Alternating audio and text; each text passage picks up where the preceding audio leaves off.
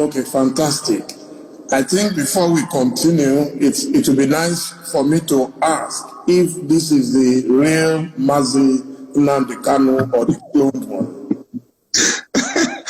I can pull my ear for you. You can see I'm trying to exert as much pressure as I can. The clown in Asorok has 2 ears. I only have 1. You can see my glasses. I can take it off. You can see there is no other appendage anywhere behind this one. It's only one. I can pull my nose for you. You know, it is me.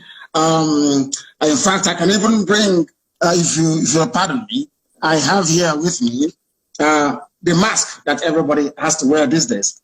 You can see that my ear is not bent, is it? You can see that it's normal, it's not bent. But the clown in Asorok, when he's wearing his own mask, you see that his ear will bent like that. Mine is not bent. So it is the real me. And of course, I have this mark here and it's unmistakable. Yes, I just wanted to establish that you are alive because I read somewhere that you were dead. And so I wanted to be sure I'm not making history by talking to a dead man in heaven. Not at all. I'm here live with you on this program. Fantastic. So could you tell me some of the books that you read that might have influenced you? I don't want to say radicalized you. I would say influenced you. Growing up was, as with most of my peers, is Chinua Achebe's Things Fall Apart. That is number 1. Because it reminded us of who we are, where we are coming from, and where we should be heading to. So that very book was pivotal in shaping my understanding of my people and what needs to be done to rectify the damage that colonialism had done to our people. The second one, I would say, is Alex Haley's Roots. Again, in that very book, it reminded me or reinforced the need for the Republican zeal that burns in each and every Biafran, that we see ourselves as equal before any other race around the world, and our belief, cardinal belief, that all men are created equal before God. Given the heroic sacrifice those people made at Savannah in Georgia, in America, many, many centuries back. I also read Leon Uris's Exodus. It is about the Jewish Holocaust and the reestablishment of the State of Israel.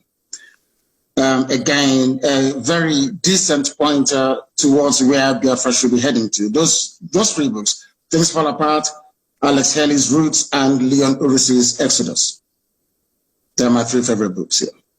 I've read a lot about your religious beliefs, but could you tell us about your faith?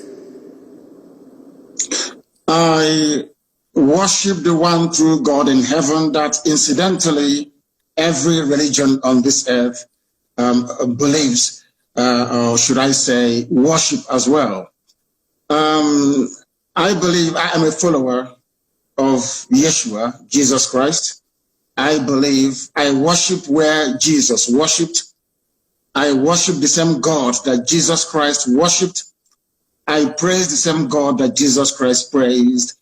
And one of my favorite prayers actually was the prayer that Jesus prayed when he was asked to teach the disciples how to pray. And he said, "Our Father who art in heaven," which goes to confirm the supremacy of Almighty God in heaven, bar none, the name above all names. And it is exactly the religion of my forefathers. My ancestors worshipped God and God alone. We answer Wachuku. From the names we give our children, we glorify God. And if you go to my village right now, all you hear about Ikechuku or the Nakachuku, everything is about God. So I don't need to be tutored or to be told by anybody who God is, because God is ever present in our lives, and that is the God that I worship. Sometimes people tend to mistake it because the only modern interpretation of that very religion is Judaism. The only modern interpretation of this ancient religion is modern day Judaism. So that is why I tend to gravitate towards Judaism. But as I said, I am a follower of the teachings of Jesus Christ. But I practice Judaism in the main.